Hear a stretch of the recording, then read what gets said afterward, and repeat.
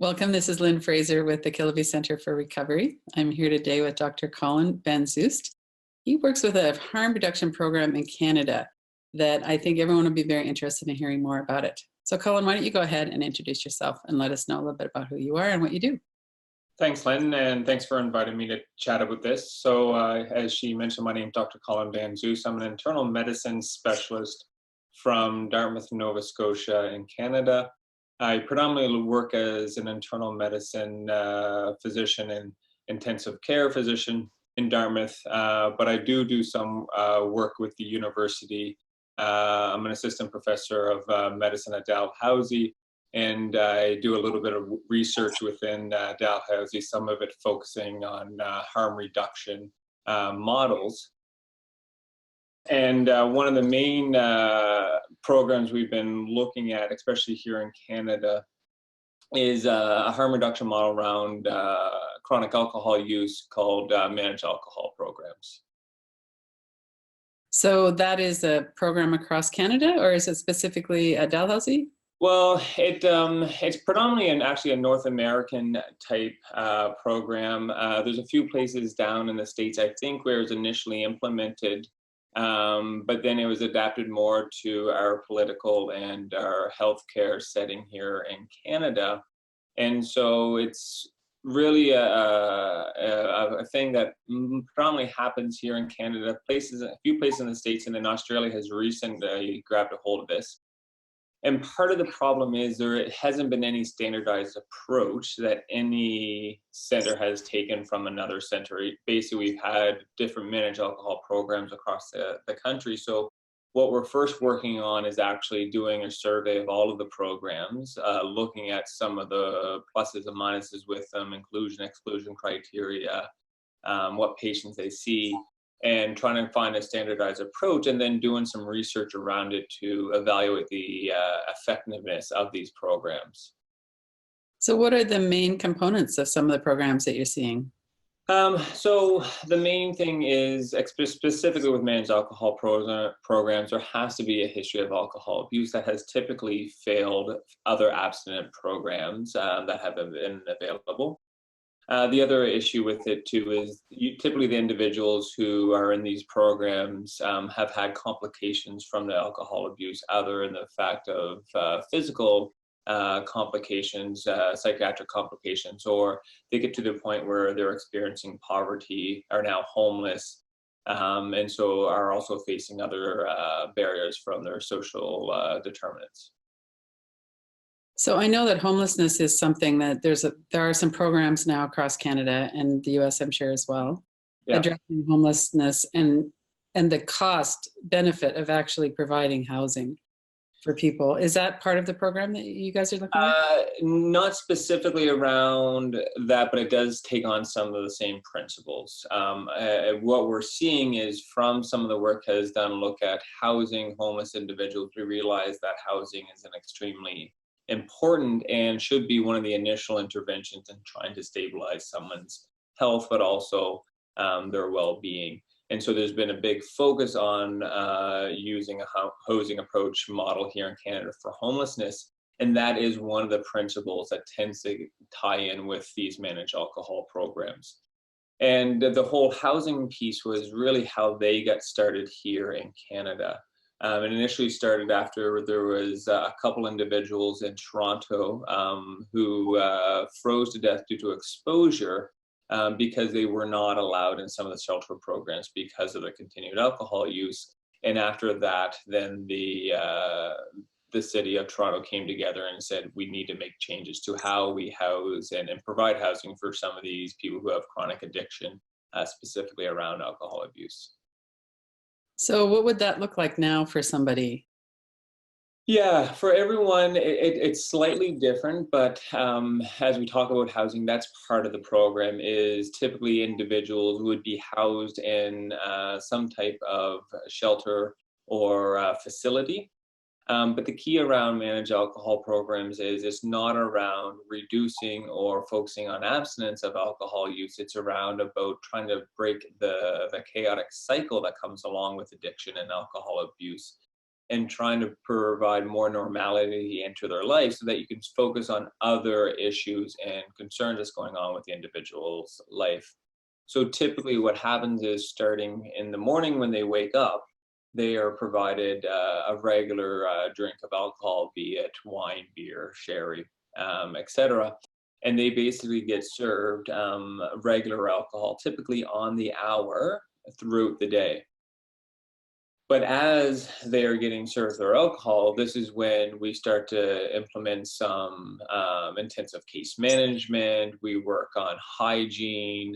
We work on getting some skills involved in these people. We get them connected with healthcare providers, with social workers. And so then we can start to look at some of the other aspects of their lives and not necessarily focus on the addiction to begin with, just breaking the vicious cycle that comes with addiction. And then once there is more stability in their life in general, then if it is appropriate and achievable, then there is a focus on minimizing alcohol use with the goal of abstinence. But if we do not get there, that's not a big concern. So nobody would ever be kicked out of the program because they're not abstinent? No, but there does have to be some buy-in from the individual as well, is that they do have to participate and follow the rules. And part of the rule is the alcohol that they're provided is the alcohol through the managed alcohol program. And if you're coming into the program drunk or inebriated, then you will not be allowed to participate, kind of thing. So there are some reasons why people may not be able to be involved with it, but typically most individuals, once they get in there and they realize that they can have more stability in their life, most feel comfortable with the program in itself. Right. So how did you get involved with this? It was mostly coming from my normal day job, working as an internal medicine specialist, because we see many of these people coming through the emergency departments, getting admitted to hospital, and a lot of times they're not provided the same care as another individual, mostly because of their addiction. Right. And a lot of times we don't see some of the reasons why they may have missed the appointment, why they may need to leave the hospital against medical advice. And a lot of times it's around dealing with withdrawal, with the addiction, with that kind of cycle of poverty. And I realized that a lot of these individuals weren't getting care. And a lot of them were out there suffering on the streets when they didn't need to be. And so it was definitely a need. And so I started to collaborate with some other members across the country who have been looking into research looking and doing some research in this, with the goal of actually starting a program up here in Halifax, in our major city here in Nova Scotia. Unfortunately, due to a few roadblocks, we haven't quite got to the point of setting it up, but I think now we have developed a research base and some of the evidence behind it saying these are effective programs. So hopefully in the future we can get one up and running here. So I don't imagine that there's 100% public buy-in on providing alcohol to alcoholics. What's your experience with that? So the experience that we've been seeing across the country is actually a very positive experience. Mm-hmm. We start to see, mostly for the individual, we see improved quality of life. They feel better. Most of the times they actually end up consuming less alcohol through these types of programs. But then even on the social side of things, we're seeing people reconnect with family that they may have not talked to in years. Mm-hmm. We're also seeing people use less of the judicial system, less in run-ins with law enforcement. And then also they end up using less acute care medical services. And we see the shift of the services more to planned medical care, which ultimately is a much easier way to provide care. Instead of just dealing with crisis care. So we're starting to see a big shift with individuals. That being said, it is not all necessarily just kind of puppies and rainbows with this type of a program. There are some downsides to it. And some of them is, what do you do if somebody is very young and has an addiction to alcohol with alcohol abuse? should we be allowing them to continue to drink dangerous levels of alcohol at a very young age? Because initially when these were developed, there's typically for your classic kind of middle-aged male who is an alcoholic. And typically they were dying of cirrhosis or other complications and couldn't get care in hospital. Most because they continued to drink. But now we're starting to see a much more broader application of this, and especially when we're dealing with younger populations, is what are the kind of ethics around that? Should you still be looking for abstinence in those individuals, or something like a managed alcohol program a good way of at least reducing the harm of their alcohol use? The other issues that we're running into is alcohol abuse just doesn't come alone. Typically, there's other substance abuse going on, be it with intravenous drug use, opiates, etc. And not all programs are designed to deal with those type of addictions. And so sometimes individuals can't continue to participate in the programs due to other substance abuse issues. So in general, we're seeing it is a positive, but there are still some catches with it. But I think that's the key to starting to get the public buy-in, especially when we look at government and policy and starting to fund a lot of these programs, which most of them do rely on some degree of public funding, is there needs to be some evidence behind it.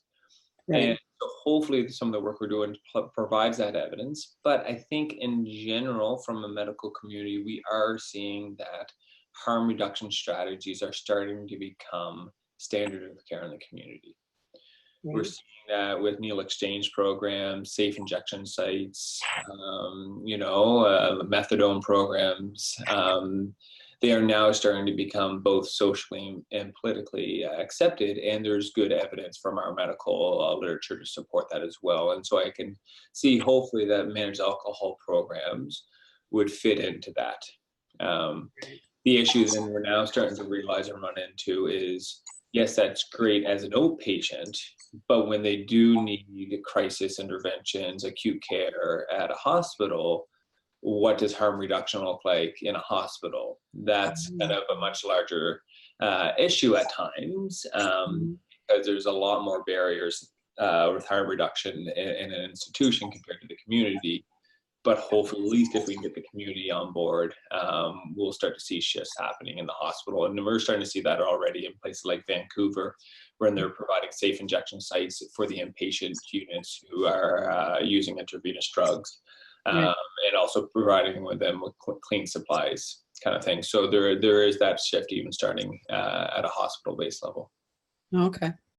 So I read a statistic a few years ago that the homeless program, housing homeless people in Denver, I think it was, costs about $25,000 a year to run the program per person, compared to upwards of $1 million often for people who are chronically homeless. So it makes sense financially. I think probably most people can get behind that. Yes, and that's what we are seeing with some of the work we're doing just on homeless in general.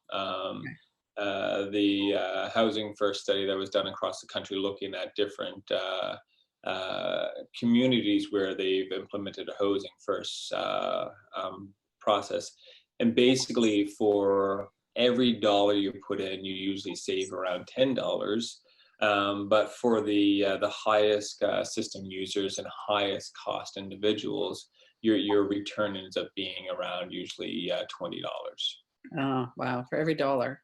Yeah, so this is a cost-effective approach, but it's also approach that respects the individual as well, kind of. Right. So let's talk about that.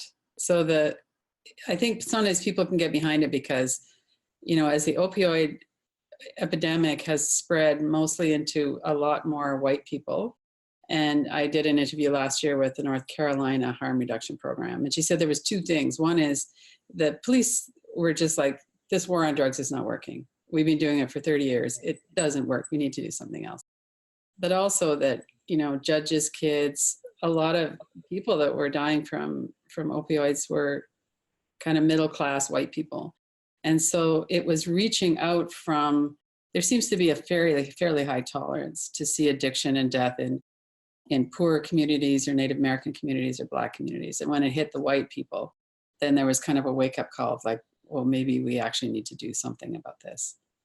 So what are you seeing in terms of kind of, you mentioned it earlier, when someone goes into the hospital and to emerge, they might not get the same level of care. Are you seeing kind of the person with addiction as a person? Are you starting to see that kind of a shift as well? To an extent, with a lot of exposure and education, that shift starts to happen. And this is something that I've been working on with a couple of med students, is really starting very early on in medical school, start to bring in these discussions around poverty, homelessness, addiction, Right. and start to bring that into both a culturally appropriate conversation with patients, but just in the fact of talking about simple things when you're talking to a patient, just like a simple question of, do you have enough to make ends meet at the end of the month? Because a lot of times we're under the assumption that people can automatically pay for the treatments we're offering or medication, or they can even read the material that we're giving them. Right. And it's shown that if you start very on in medical school, that people are more likely to be open and aware to homelessness, poverty, and addictions much later on in their training, and they're much more likely to want to either go into such type of field, or when they're in those situations, treat people more with respect and more open-mindedness. And so that's one of the big things that we've been trying, is really ingraining some of these mantras early on in the medical school training, and realizing that this is not an approach for everyone. This is an approach for people who have repeatedly failed at what we've tried before. Right. And if we can get to abstinence, fantastic. But if we can't, we can still offer some degree of care. The other thing that is happening mostly within the culture of our hospitals and community here in Halifax is having champions in the community and within the institutions who are really taking this on to bring out the awareness. So we're lucky that we have a group of healthcare providers called the Mobile Outreach Street Health, which are a group of healthcare providers that provide care on the street. And so a lot of times they're the liaison with the acute care setting when somebody has to come into the emergency department. And so that we have things organized, that there's certain people involved with the care, that we can make sure that they're not being judged or biased, or that we're at least culturally appropriate when we're addressing their needs. And so they have had a big influence in how we provide care, but also transition care from the hospital back to the community. And if we have somebody who's not willing to undergo our traditional treatment regime we would offer in hospital, they're still willing on continuing on some type of care when they leave the hospital. And then when you look at those really kind of iconic people within our medical community and hospitals, also having those champions as well. And there's been a couple physicians who have been mentors to me, but also who work in those hospitals to really push the boundaries and really show individuals that this is an effective and good way to provide care for some individuals, not all, but some. And so more recently, one of the medical students who's now a resident I've been working with, he's now starting to go through and doing a lot of just chart audits of individuals who are admitted to hospital for a bloodstream infection that infects the heart called endocarditis, and typically it's from intravenous drug use. And so what he's going through is looking at some of the interactions that happened with those individuals, who they saw in the hospital, where they started to run into issues, so that we can start to look at our system and process of and manage these individuals that are inpatient, so that we can provide the optimal care for them within their cultural needs. I've interviewed Dr. Gabor Mate a couple of times now for this. Yes. And one of the things that he talks about in the realm of Hungry Ghosts, but also just generally as he's talking, is that he doesn't really know anybody who's using intravenous drugs, heroin, any kind of serious drugs like that doesn't have a lot of childhood trauma. So what are your thoughts on that, and how does that get folded into a program like this? And I think that gets back to some of the principles we're learning about housing first. Is for us as the medical professionals, especially in things like internal medicine or the emergency department or the intensive care, that's what we're very good at and trained and good at identifying and fixing are those medical problems. Mm-hmm. But what we're not trained and what we're not necessarily good at is looking at more of those social determinants of health, looking at some of those adverse childhood experiences, looking at the psychiatric background and bringing all of that into the picture.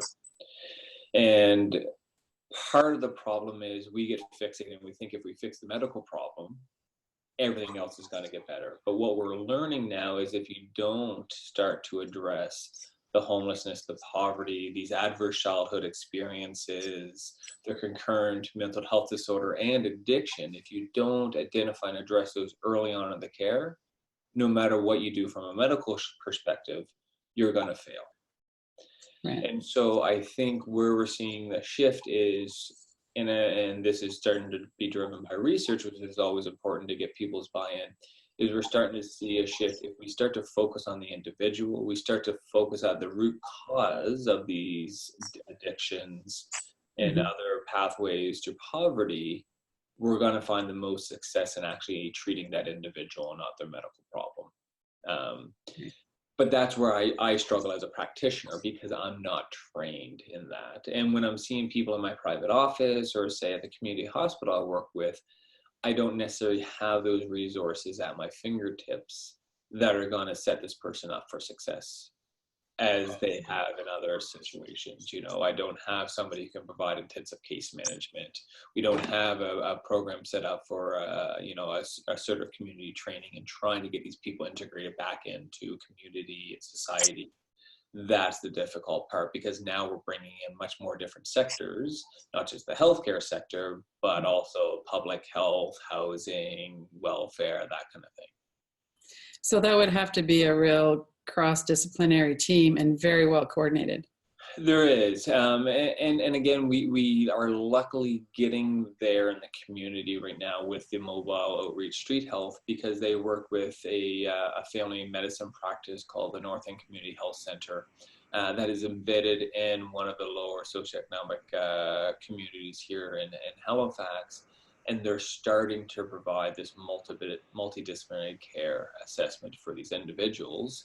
Along with the physical assessment and medical care that has to be provided by the physicians as well. But you start to realize that the social worker or, the therapist actually probably have the bigger impact on their health and providing optimal treatment for them.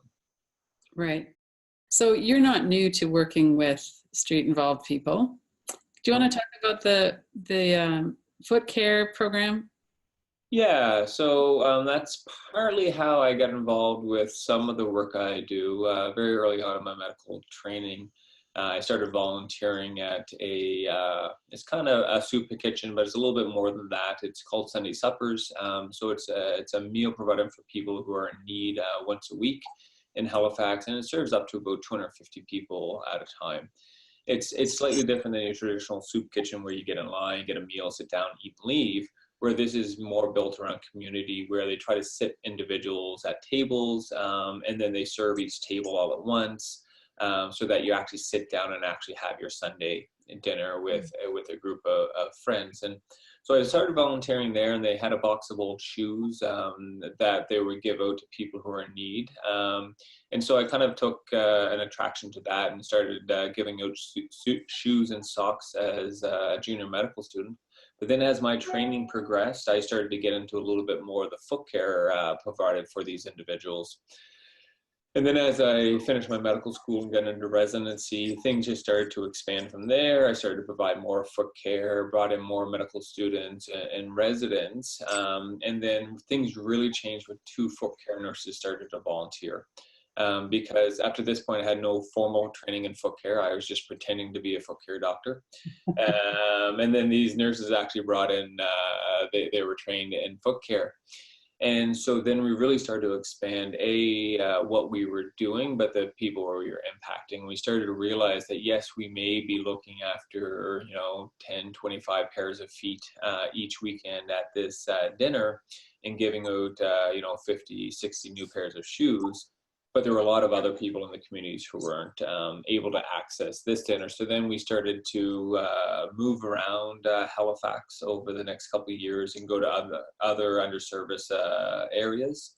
One place was Mulgrave Park, which was public housing that had very high rates of diabetes and chronic illness. So we started to provide foot care there at times. Another place was actually more of the rural elderly poor in Cow Bay. So we started going through their Alliance Club because many of the elderly don't have the finances to provide foot care. So we started to reach out to many different populations who were at need within our community. Not only the homeless, but again, people who are with chronic illness or who are experiencing frailty, who are older. And so over time, we just started to provide more and more foot care. But on top of that, which I always talked about was the most important thing, was we provided new and basically clean socks and shoes for individuals, because if we could prevent the foot problems from happening in the foot place, they would need us to provide foot care. So that kind of stemmed another program called Fit It Forward, where we teamed up with some local footwear businesses, and they realized they had all this old stock in their basements that they couldn't get rid of. And so we started a program where we started now distribute brand new, well-fitted shoes to most of these individuals who were in need, to really start to prevent a lot of the foot care problems from happening in the first place. So, and that's a lot of how I started working with some of the underserviced populations here in Halifax, really just kind of getting to know them and really appreciate them as the individuals as you're sitting there intimately looking at their smelly, dirty feet. From the individual, it takes a lot of guts to allow someone to get that intimate and personal with you, and especially knowing that your feet aren't in good condition and they're probably embarrassed to actually show them. Yeah. But that really opened up the door to really get to know those individuals. But then we also took that as an opportunity to try to spread more positives around healthcare prevention, chronic disease management. So as the individual was starting or sitting there and we were caring for their feet, we would then start to talk to them about, well, have you checked your blood pressure? And we start to get medical students to check their blood pressure and start to screen them for other chronic illnesses like diabetes. We would talk to them a little bit about trying to minimize, smoking, alcohol intake, and then also start to line them up with some of the social services that were available in the city. So from what started out just giving out a few pairs of old used shoes, we eventually turned it into more of a whole chronic disease management program. So has that been well received, or are you kind of a renegade that's kind of fighting to get this acknowledged? No. At the very beginning, when I spoke with the university and the hospital about it, they didn't want anything to do about it because they were worried that, well, what if something happened and someone sued me because I cut their toenail wrong? So initially there wasn't a lot of interest from the university or hospital, mostly because they're worried about what they worry about, which is medical legal issues. Right. But I didn't worry about that at all because these individuals needed the care. I always thought that foot care is something that we are all trained to do in some form and capacity. So I guess by definition, I am trained in giving foot care because I've been doing it on myself for my whole life. Yeah. And I just didn't worry about all the other stuff behind it. And for good or bad, I think that's really what helped us to succeed. And then once people started to see what we were doing and the impact it was making on the individual, and how it was really bringing together the medical students with some of these community programs, but more importantly, the individuals in the community, then the university really started to see the positive of these types of programs. And then they started to actively get more involved, started to support our programs more. And more recently, they've actually brought together a multidisciplinary student-run health clinic for people who are marginalized or experiencing poverty. So now it was kind of a branch off from our program very early on. And so now there is actually a clinic, free clinic run by the university for these types of individuals. Wow, that's cool. Yeah. Mm-hmm. So one thing that I've seen a lot of in the last 2 or 3 years is a lot more people now know what ACEs are. Yes. Do you want to talk a little bit about what the link is between the chronic, I mean, you mentioned diabetes, you're talking about foot problems. How would you kind of, and maybe you've got some people in mind that you could kind of use as an example too? Yeah, it's huge. And it's probably, for me as a physician, more important in chronic disease management than it is necessarily in the work I do with poverty. So much of the day-to-day complaints I see in my office, and I hate to call them complaints because they're symptoms that individuals are experiencing, but even some of really what pushes on the acute care roles that I do, doing internal medicine consults or even stuff with intensive care, a lot of this is driven by adverse childhood experiences. Not only the chronic illnesses in themselves, starting very early on in life, increasing stress, we may see poor dietary habits, then we start to bring in substance abuse, which all may start to lead to more chronic illnesses like high blood pressure, diabetes, obesity, depression, stuff like that. But also how adverse childhood experiences start to drive a lot of the symptom complex that individuals can develop later on in life. A lot of the concerns I see for palpitations or the heart racing or fatigue or, chest pain. If you really weed out the people who have medical issues for those complaints, which really in general is probably less than 50%, the other group of individuals, if you start to peel back those layers of the onion, you'll realize that most of what they're experiencing is not because their heart is racing too fast, right, or because they have a problem with their thyroid gland. It's because they had developed these adverse childhood experiences early on in life. They never quite dealt with them or realized how they could cope with them. And now as they're older, they're manifesting as physical symptoms and complaints. And this is, again, an area where I struggle at because I am trained to treat medical issues. right. Mm-hmm. I am not trained to deal with adverse childhood experiences.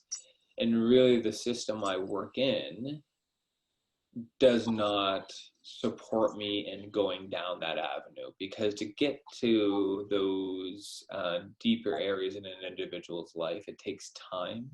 Right. And it really takes work on both the practitioner and the individual to get to that point. And I work in a fee-for-service model where you're not remunerated and you're not supported to really spend that time that's needed with the individual. And in general, I don't have the training to really get there. I might be able to get there, but when I get there, I don't know what to do with it. Right. Mm-hmm. But we have started to identify that these somatic complaints or these medically unexplained symptoms that typically do start early on as these adverse childhood experiences, again, just like poverty and homelessness and a lot of addiction, you really need that multidisciplinary approach. You really need to tackle it from the root level. And so now, at least our province have started to identify that these are high system users that have a lot of symptoms that are suffering, and starting to put in the pieces of the puzzle that can help support them and get them to identifying how some of these adverse experiences are really driving the way they're feeling as an adult. But unfortunately, as the general medical community, we have a lot of biases towards these individuals. The people with fibromyalgia, chronic fatigue, and right away, if they do actually have other complaints, other issues, they commonly do get overlooked, under-investigated, and attributed to these somatic complaints. Right. And so it does continue to kind of cause us to struggle sometimes in optimally managing these individuals, but it's even harder to get to how do we best manage them and treat them and fix the underlying problem. That's, I think, the tough part with that. Well, and it's, I know from my own experience and from working with other people that healing childhood trauma, developmental trauma is a long-term process. It takes safety, it takes the right kind of care. And I can see it must be frustrating for a medical doctor who has 10 or 15 minutes. And once you're awake to it, once you can see it, you can see that that's probably what's underlying this, especially with addiction. Yep. And then that must be kind of like one of the things about trauma is that people tend to feel very hopeless and very helpless. And it almost seems like that would trigger something similar in a doctor who's trying to help. It is very difficult because a lot of times there's only so much we can do. Yeah. For me, the one positive I see is when I do have that individual in front of me, and in that very short period of time I have with them, 15 minutes, half an hour, that I actually get to the point where they have insight in that a lot of these adverse experiences are driving their current symptoms, the way they feel and what's happening. I tell them that I'm not going to be the person who's going to fix that, but the key is you at least identify it. But now that's when the hard work begins, because the hard work is now going back and really reliving those experiences and figuring out how they have pushed that individual to where they're at right now. That, I think, is the hard work. But yes, it can be very frustrating, and with that sensation of helplessness, a lot of times dealing with these individuals. Right. The thing too about that is there's so much shame. I mean, there's shame about addiction. There's shame about all the ways that, people feel they're a loser because life isn't working for them. And then to have somebody with credibility say, you know what, this is how it works. You have these kinds of experiences, these adverse experiences, and this is the kind of stress your body's under. There's so much more addiction. There's so much more of these things. That's just how it works. It's not something wrong with you. It's just your system is responding to the kind of experiences you've had. And that can be healing just on its own. Yes. I'm going to hear that. Yeah. And the thing I always try to do is help normalize the situation for them and make them realize that there are many other people who are going through the exact same struggles that they're going through, all for different reasons, and all of them have their own battles that are different, but in general, they're not alone in this fight. Right. But also that it is going to be a struggle, and it will continue to be a struggle, because this is not a quick, easy solution. And it's, for the most part, not going to go away. It's always going to be there with them. So it's how to best manage that.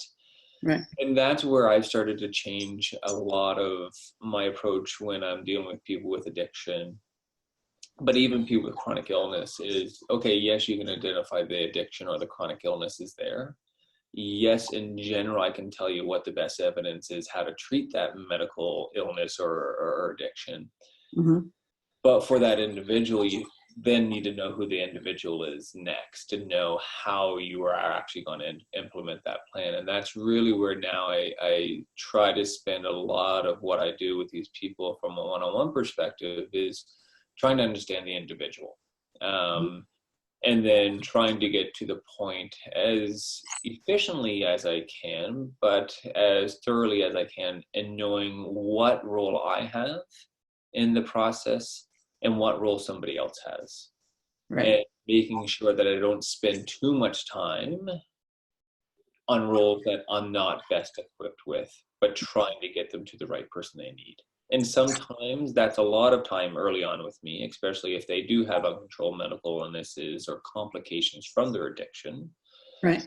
But once that is dealt with, then it is about knowing that individual and working and getting the trust of the individual, so that when I am ready to hand them off to somebody else, they're going to go there with trusting relationships already. Right. So hopefully they can be built upon it. Knowing that a lot of times it's 2 steps forward, 1 step back, but again, hopefully kind of building back that trust in the medical community, but also the system and processes in place at actually helping them deal with their addiction or chronic illness. Well, and this is a population that have typically not been treated well or with respect. So it's kind of an uphill battle there. But what a wonderful thing for someone to experience that. And I think one of the things we're trying to do is eliminate some of the easy barriers that we can. And I think one of the major barriers that we provide is the way we provide healthcare in general. Mm-hmm. Most healthcare is all dictated by a family physician that then books appointments, that then has to go to these hospitals for these appointments. And for 99% of our population, that system works very well. But for the small group of the population, regular booked appointments don't necessarily work well, or having that scheduled doctor's appointment at, 8 o'clock in the morning that you have to operate a kiosk beforehand, and then sitting in a waiting room for an hour, start to go through withdrawal, have to leave. Those aren't ideal circumstances for these individuals. And so what we really try to do is, when we can, institutionalize, demedicalize a lot of our healthcare interactions. Mm-hmm. And so now what we start to do, we'll go meet these people in their community, on the street, at the coffee shop. And again, start the discussions not about their health, but about who the individual they are. And that's where a lot of what our mobile street health team does, is they push the envelope of how they provide care to these individuals. Mm-hmm. And as part of the program we've done with them, we've done a lot of work around vaccination and improving vaccination rates. And we do a mass immunization blitz where we go to all the kind of shelter, soup kitchens, street corners, and we provide immunizations for them. And I always love it when the nurses at this time send me the most obscure locations they were giving out vaccines at, Okay. So it'll be the bathroom in the back of a bar, or, another one would be down this back alleyway, or where they're actually be immunizing individuals. But by going out and into the communities, into where these people live and spend their time, we have shown that you can still provide good health care. And even just when we look at vaccinations, within 2 years, we doubled our immunization rates to certain vaccines just by going out to the communities and vaccinating people in the community. Instead of waiting for them to come to us, we start to just go to them. Yeah, and that has made a big difference in providing care. And again, that's where we start to see some of these harm reduction models in the community, is really they're starting to be embedded in the community, and they're starting to provide some of this care in a situation and environment these people are comfortable with being in. They're not necessarily comfortable being in that sterile, medicalized kind of office, where they feel much more comfortable if they're still able to remain in their own area and community. Right, right. So what advice would you have for someone who's struggling with addiction? Maybe someone who's just really starting to tune in about their own trauma background and how difficult it is to stop. What are some of the things you might suggest? So that it's going to be difficult. But there are supports out there for them. And I think we're learning more and more each day how we can best provide those supports. Mm-hmm. And that we're starting to get better understanding of the concept of addiction, but also how addiction is tightly intertwined with both mental health as well. And so we're starting to see these shifts of where you used to have mental health as one referral form, addiction was the other referral form. They didn't even talk to each other. Right. Now we've got to the point where we're identifying that really mental health and addiction run hand in hand, and we start to come up with these concepts of concurrent disorders, where we actually treat them both at once. So I think from our healthcare perspective, we are slowly getting better at providing the optimal care for individuals with addiction. However, a lot of that still relies on resources that are available in communities, but we're moving in that direction to provide the best care possible. And then knowing that a lot of people struggle with making it to abstinence, that we're starting to see more and more acceptance around, especially around harm reduction, and still being able to provide care, still being able to treat them as the individual, Right. if they're not able to get to that place of abstinence yet. And so I think it provides more options for them. And I think it provides it in a patient-centered way or an individual-centered way. We're working at the individual to choose their goals of where they want to get and not forcing our goals upon them. So I think both with those two changes in how we're delivering care, I think it does provide more of an opportunity for people with addiction going forward, and especially as this gets more and more accepted in both society, but also our medical community. Mm-hmm. Well, something else that strikes me too is that when you're in the community, then you're able to pull in community resources, elders, different people who can have a big impact on just that inclusion, because people with addiction often feel so isolated, especially with mental health issues. Yes, and I think that's key to all what we try to do is if you don't get community buy-in, no matter what you're trying to do within a community, right, you're not going to succeed. You need to be and provide care that's intertwined with that community, with their values, where they come from. And that's where we see in Halifax, as a great example, is our primary care backbone for a marginalized community is embedded right in that community. They know the individuals well. They know the shop merchants who also are in that community, so they can start to look at not only providing the medical care, but try to provide fresh, whole fruits and vegetables for individuals in that community. right. And then they know the police officers who are commonly there, so they say, well, instead of taking them to the drunk tank, bring them to us. We will help them to get recovered and go from there. So that is the key to it too, is being immersed with the community, but not trying to adapt every model to every community, but working with that community and working with what models work with them and not trying to reinvent the wheel. Right. Well, there's a lot of hope in this approach. Yeah. No, and that's even though, especially when we look at our opioid epidemic that we're experiencing right now, and that it is a major public health problem, and there are lots of people who are suffering from it, we are pushing the envelope of how to provide the best care we can for these individuals, and it is getting better. Right. So what is the status in Halifax and Nova Scotia around using is it naloxone? Yeah, naloxone. We're starting to now give it these naloxone kits out through the emergency department. Oh, okay. And then we're starting to slowly make more of an effort to start to also send people home from the inpatient units with the naloxone kits. Mm-hmm.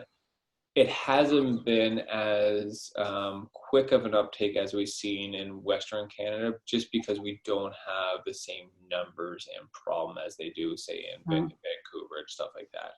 Right. But we are starting to see that. And we're also, seeing a lot more opioid replacement therapy, especially trying to get people while they're in hospital switched over to things like methadone.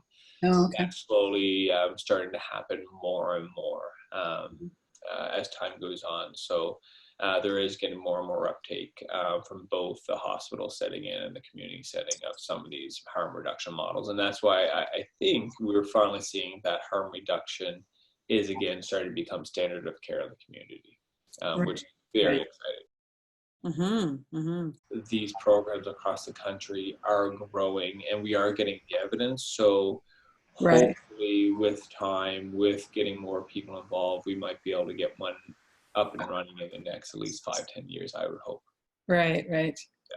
Good.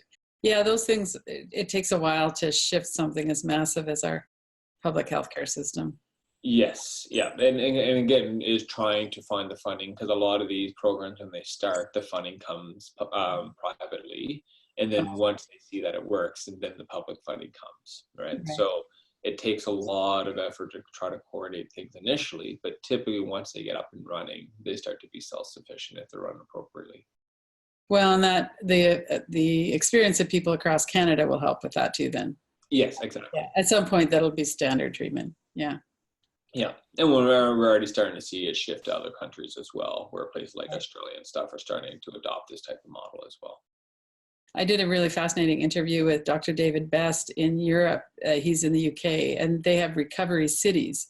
There's one in Australia and a couple in Europe. And the whole city, they have these interdisciplinary teams. They work with people in prison. They work with people with addiction. And the whole city kind of gears up around how can they support healing and sobriety. It's really interesting. Well, and that just goes back to that same fact that you really need to tackle this from both the social determinants of health lens, but also from the addiction and medical side as well. It does take that entire holistic approach to get where you need to go. Yeah, it does. Yeah. Well, thank you very much. You're very welcome. It's my pleasure. Go to kilobicenter.com, Radical Recovery Summit. For access to the interviews, you can watch them free online, or you could purchase an all-access pass. kilobicenter.com.